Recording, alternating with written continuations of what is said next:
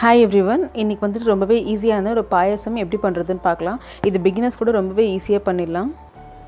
இது பண்ணுறதுக்கு நான் ஒரு கடாயில் 2 டேபிள் ஸ்பூன் அளவுக்கு நெய் சேர்த்துக்கிறேன். நெய் உருகுனதும் 1 டேபிள் ஸ்பூன் அளவுக்கு முந்திரி பருப்பு சேர்த்து லைட்டாக வறுத்துக்கலாம். அது கொஞ்சம் வறுப்பட்டதுக்கப்புறமா 1 டேபிள் ஸ்பூன் அளவுக்கு காஞ்ச திராட்சை சேர்த்து வறுத்துக்கிறேன்.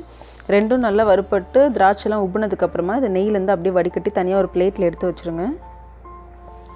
இப்போது அதே நெய்லேயே நான் ஒரு 5 ஏலக்காயை நசுக்கி சேர்த்துக்கிறேன். நெய்யில் வந்துட்டு ஒரு 40 செகண்ட் மட்டும் ஜஸ்ட் லைட்டாக ஃப்ரை பண்ணால் போதும். அது வறுப்பட்டதுக்கப்புறமா ஒரு கைப்பிடி அளவுக்கு நான் வெள்ளை அவல் சேர்த்துக்கிறேன். அது கூடவே 1/2 கப் அளவுக்கு ரவை சேர்த்துக்கிறேன். சேர்த்துட்டு இது எல்லாத்தையுமே நெய்யில் வந்துட்டு நல்லா வறுத்துக்கலாம். கலர் மாறாமல் வறுத்துக்கோங்க. இப்போது 2 நிமிஷத்துக்கு அப்புறம் பார்த்தீங்கன்னா நல்ல வாசனை வர ஆரம்பிச்சிச்சு. ரவையும் அவளும் நல்லா வறுப்பட்டுருச்சு. இப்போது இதில் நான் 3 கப் அளவுக்கு நல்லா கொதிக்க வச்ச சுடு தண்ணி சேர்த்துக்கிறேன். பச்சை தண்ணி சேர்த்திங்கனாக்கா ஒரு மாதிரி ரவை மறுத்த மாதிரி ஆகிடும், ஏன்னா வறுப்பட்ட ரவை. இதில் ஒரு பிஞ்ச் அளவுக்கு உப்பு, 4லேருந்து 5 டேபிள் ஸ்பூன் அளவுக்கு சர்க்கரை சேர்த்துட்டு ஒரு 2லேருந்து 3 நிமிஷம் வரைக்கும் நல்லா அதை குக் பண்ணிக்கலாம் மீடியம் ஃப்ளேமில் வச்சு. ரவை வந்துட்டு ரவையும் தண்ணியும் சேர்ந்து கொதிக்க ஆரம்பிக்கும் போது நான் 1 கப் அளவுக்கு காய்ச்சின பால் சேர்த்துக்கிறேன். சேர்த்து ஒரு வாட்டி நல்லா கலந்து விட்டுக்கலாம்.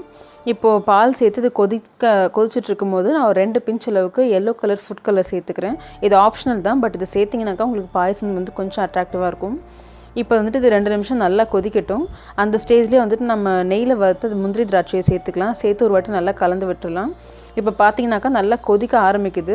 இது இந்த மாதிரி கொதிக்க ஆரம்பிச்சு உங்களுக்கு நெய் வாசம் வர ஆரம்பிக்கும். அந்த ஸ்டேஜ்லேயே அடுப்பை ஆஃப் பண்ணிவிடுங்க. நீங்கள் ரொம்ப நேரம் கொதிக்க விட்டிங்கன்னு சொன்னாக்கா ரவை வந்துட்டு திக்காக ஆரம்பிச்சிரும். ரவை வந்து தண்ணியை உறிஞ்சிக்கும்.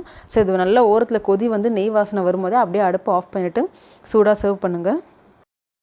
ரொம்பவே ஈஸி அண்ட் டேஸ்டியான ஒரு ரவா அவல் பாயசம் ரெடி. கண்டிப்பாக ட்ரை பண்ணி பாருங்கள். தேங்க்ஸ் ஃபார் வாட்சிங்.